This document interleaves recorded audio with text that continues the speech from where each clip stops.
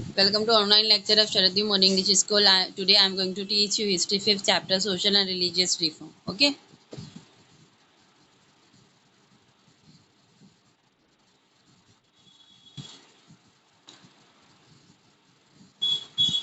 Along with the spread of English education, there was a spread of new thought, new ideas, new philosophy.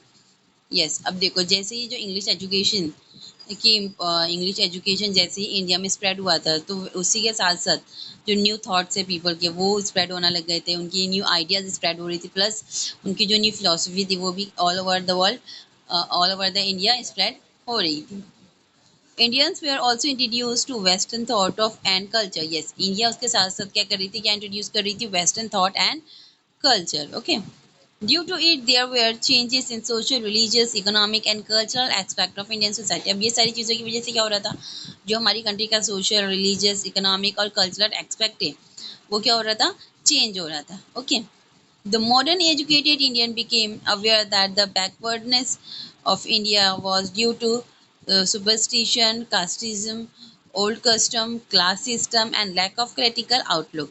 Yes, अब modern educated Indians जो modern जो education ले रहे थे, है ना, जो इंग्लिश एजुकेशन ले रहे थे, तो जो मॉडर्न एजुकेटेड इंडियंस थे तो उन लोगों को ये सारी चीज़ें समझ में आ गई थी. मतलब they were aware that the background of India, वो किसकी वजह, जो बैकवर्डनेस है हमारी कंट्री की वो क्या थी.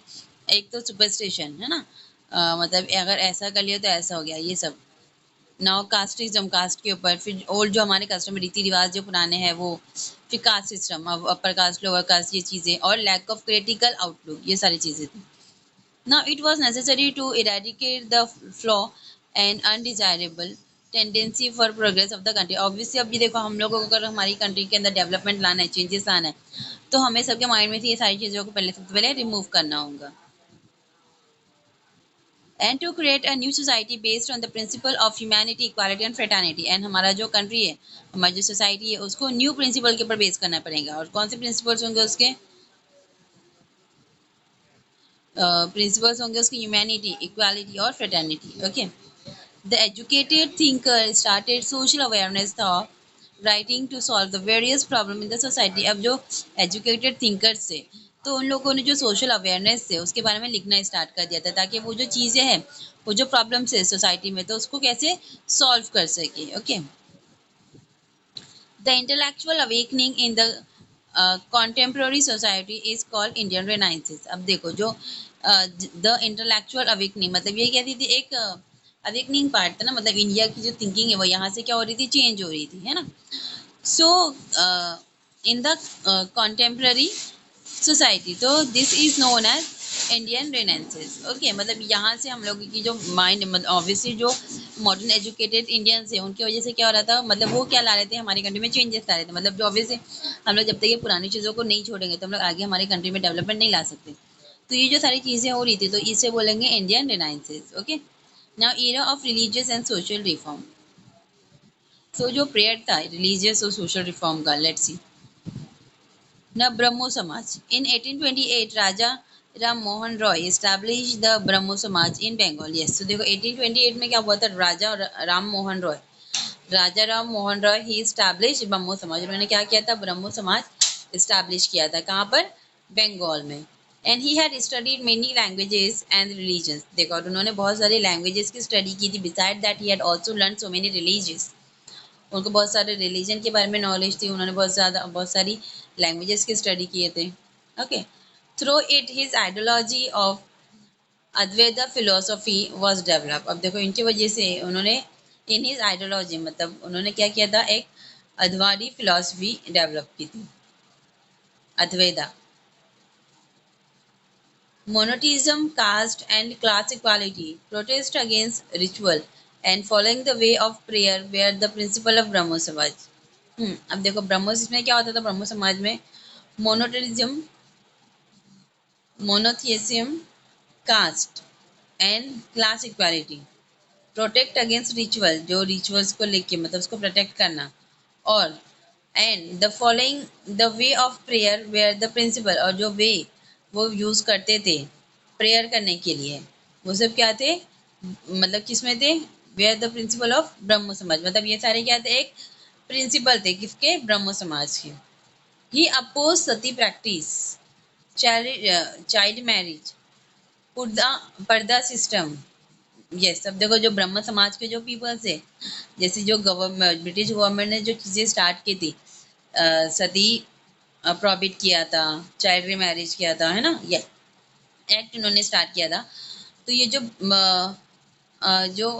ब्रह्मो समाज के जो लीडर थे, राइट, तो वो ही अपोज सती प्रैक्टिस, मतलब जो ऑब्वियसली ये भी वो सारी चीजों के अगेंस्ट में थे, मतलब जो सती प्रैक्टिस होती थी, सती को जलाया जाता था, तो वो and plus child marriage, obviously tin agers में या फिर बिफोर टीन एजर, मतलब जो एकदम चाइल्ड होते थे, छोटे बच्चे होते थे, उनकी जो मैरिज हो जाती थी वो, प्लस पर्दा सिस्टम, जो पर्दा सिस्टम होता था मुस्लिम रिलेशंस में, तो ये सबके अपोज में थे ये। And he promoted widow remarriage and female education. ये तो उन्होंने ये सबसे ज़्यादा, मतलब राजा राम मोहन राय ज़्यादा प्रमोट किस चीज़ों को करते थे, विडोरी मैरिज को and female education. Obviously widow remarriage जो ऑलरेडी ब्रिटिश ने हमारी कंट्री में स्टार्ट कर दी थी, लेकिन ये जो है ब्रह्म समाज में राजा राम मोहन राय इसको बहुत ज़्यादा सपोर्ट करते थे, प्रमोट करते थे विडोरी मैरिज को and girls education, female education. Okay, he founded Hindu College in Kolkata.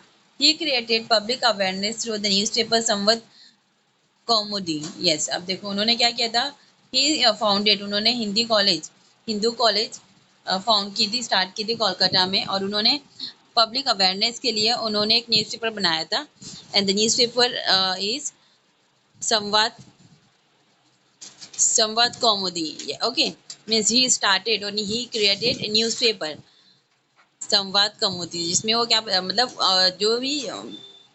जो भी पब्लिक के बारे में जो भी प्रॉब्लम्स होती थी, मतलब उनको अवेयरनेस को लेकर वो इसमें न्यूज़ प्रिंट किया करते थे। नाउ नेक्स्ट वन, प्रार्थना समाज। वन इज ब्रह्मो समाज, now second one is Prarthana समाज। दादाभाई पंडुरंग टरकटकर established परमहंसा सभा इन मुंबई इन 1848। यस, देखो नाउ दादोबा पांडुरंग तरखंडर, है ना, ही इज वन पर्सन। तो उन्होंने क्या इस्टेब्लिश की थी, एक परम सभा स्टार्ट की थी, इस्टेब्लिश की थी, कहाँ पर, मुंबई में 1848 में। ओके, लेटर परमहंसा परमहंसा सभा was dissolved and some of its members founded the प्र, प्र, प्रार्थना समाज प्रार्थना समाज। यस, सो कुछ टाइम के बाद क्या हुआ था, ये जो उन्होंने स्टार्ट किया था परमहंसा सभा, तो ये डिसॉल्व हो गई थी। अब ये डिसॉल्व होने के बाद जो उसके मेंबर्स थे, तो उन लोगों ने क्या किया था, एक न्यू समाज स्टार्ट किया था, that is Prarthana Samaj. Okay, दादोबा's brother Dr. Atmaram Pandurang was the first president of प्रार्थना समाज। yes, अब जो दादोबा के जो ब्रदर थे डॉक्टर आत्माराम पांडुरंग, है ना, तो ये फर्स्ट प्रेसिडेंट थे प्रार्थना समाज के। The prestige of the institute increased due to the enrollment of young graduate from Mumbai University। अब देखो जो प्रेस्टाइज थी ये इंस्टीट्यूशन की, है ना, वो बढ़ गई थी, क्यों, ड्यू टू द एनरोलमेंट की वजह से इंक्रीज हो गई थी ऑफ यंग ग्रेजुएट, जो कहाँ से ग्रेजुएट करे हुए यंगस्टर्स थे, मुंबई यूनिवर्सिटी से। जस्टिस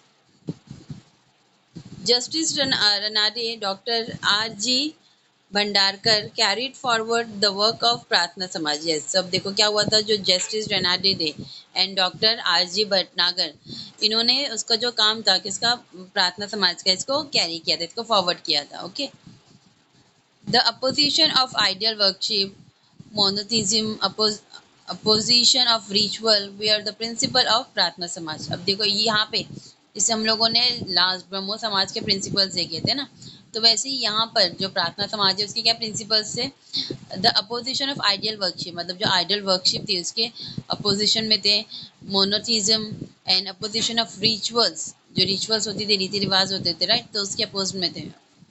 मतलब ये जो सारी चीजें हैं, तो ये क्या है, एक प्रिंसिपल से प्रार्थना समाज में। They stress on devotion and prayer, वो ज़्यादा स्ट्रेस किस चीज़ों को देते थे, डिवोशन एंड प्रेयर्स को। For reforming the society, Prarthana Samaj started orphanage, women's education institute, night school for workers and society for the Maharshi Vittal Ramji Shinde, a member of Pratna Samaj, established depressed classes mission. Through the mission, an attempt was made to solve the social problem. Yes, तो देखो अब obviously ये ज़्यादातर मतलब stress किस चीज़ों में होता था इनका, डिवोशन में और प्रेयर में, राइट। प्लस इन लोगों ने मतलब अपने ये रिफॉर्म की वजह मतलब ये प्रार्थना समाज के थ्रू उन्होंने क्या किया था, बहुत सारे ऑर्फनेज स्टार्ट किए थे। प्लस जो वुमेन्स एजुकेशन की जो इंस्टीट्यूट्स होती थी वो स्टार्ट की थी, नाइट स्कूल स्टार्ट की थी वर्कर्स के लिए, और एक अलग सी सोसाइटी बनाई थी उन्होंने दलित्स के लिए। प्लस जो महर्षि विठल रामजी शिंदे हैं जो कि प्रार्थना समाज के मेंबर है, तो उन्होंने एक DCM मतलब एक डिप्रेस क्लासेस मिशन इस्टेब्लिश किया था, जिसमें जो भी सोशल प्रॉब्लम्स होती थी उसको सॉल्व करते थे। ओके।